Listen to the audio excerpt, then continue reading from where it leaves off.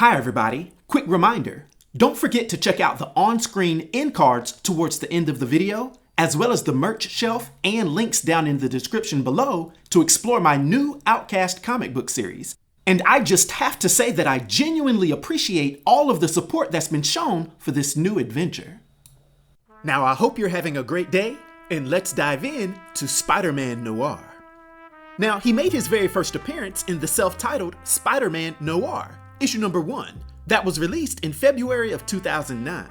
His real name is Peter B. Parker, and he's the Spider-Man of Earth 90214, standing 5 feet 10 inches tall and weighing 174 pounds, having brown eyes and brown hair.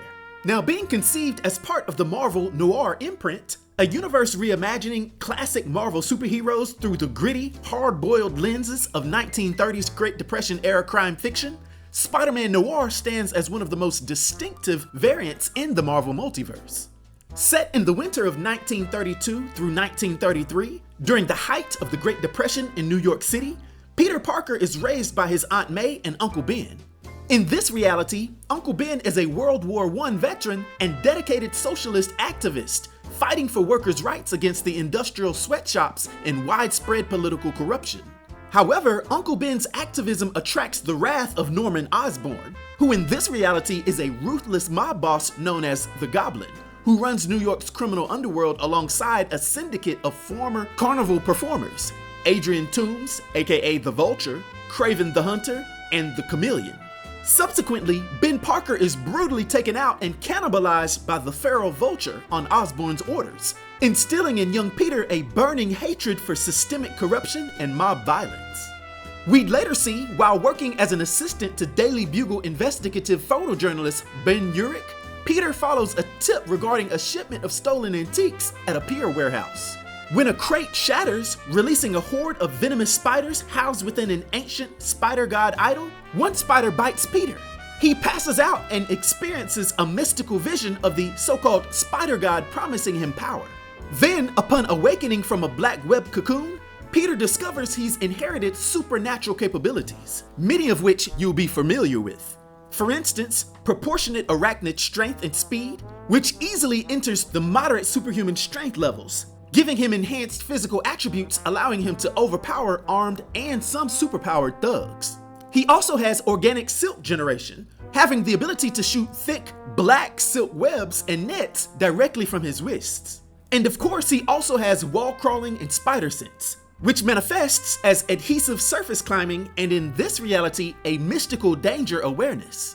Now, crafting his uniform from his late uncle's World War I airman outfit, complete with a leather trench coat, dark fedora, Kevlar vest, and aviator goggles over a stitched mask, Peter becomes the Spider-Man.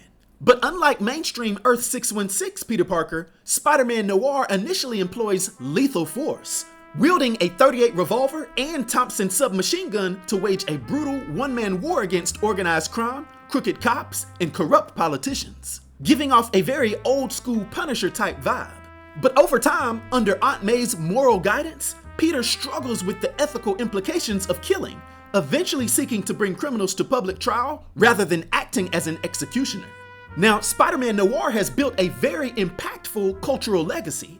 Beyond his original miniseries, Spider-Man Noir has fought Nazi-backed scientists like Dr. Otto Octavius in Spider-Man Noir: Eyes Without a Face, and he would later become a central figure in multiversal crossover storylines, joining the Web Warriors during the Spider-Verse and Spider-Geddon.